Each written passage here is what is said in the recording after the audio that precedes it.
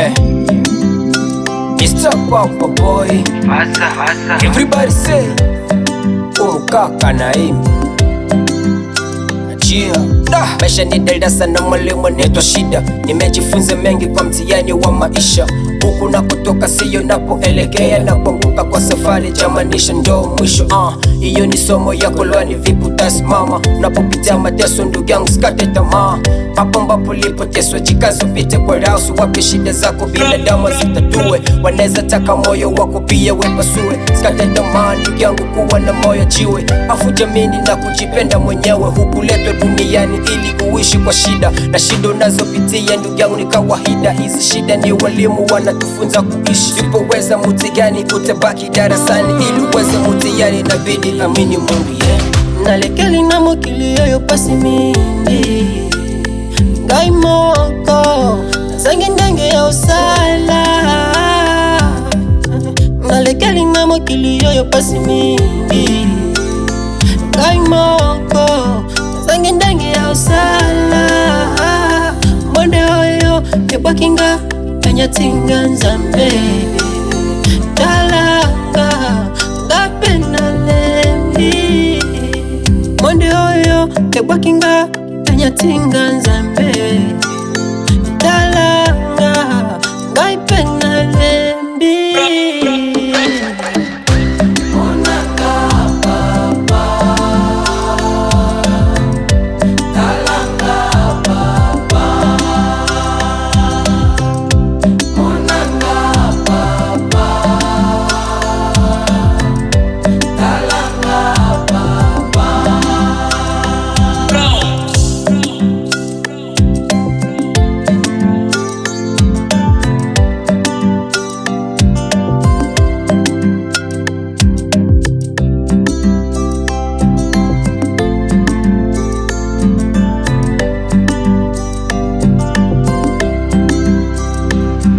Naweza pitia mateso mpaka ukakata tamaa. Inafikia wakati unazarulika mtaa, ndugu marafiki wote wanakukataa. Hapo ndo utajua kwa nini dunia haieleweki. Unapita kuna kule ukitafuta makuta, unarudi home na kula bila mafuta. Mkono mashavuni hapo unaanza juto, unajuliza mpaka sombe nayo nakosa mafuta. Wendo baba wendo mama unategemewa, unatembea njiani huku kichwa kinumia. Unajuliza ni wapi utatoa atimia, unakosa majibu unabakia kumia.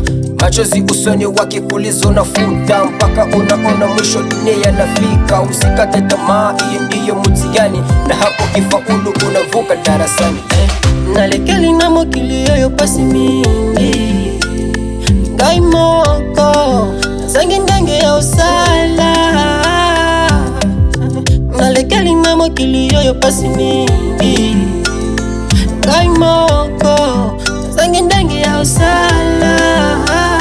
Mbonde oyo ebwakinga kanyatinga nzambe talanga ngapena lembi.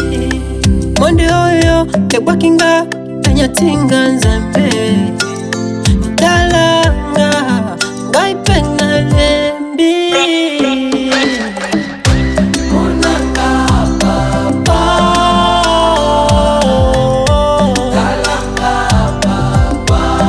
Mama Manuni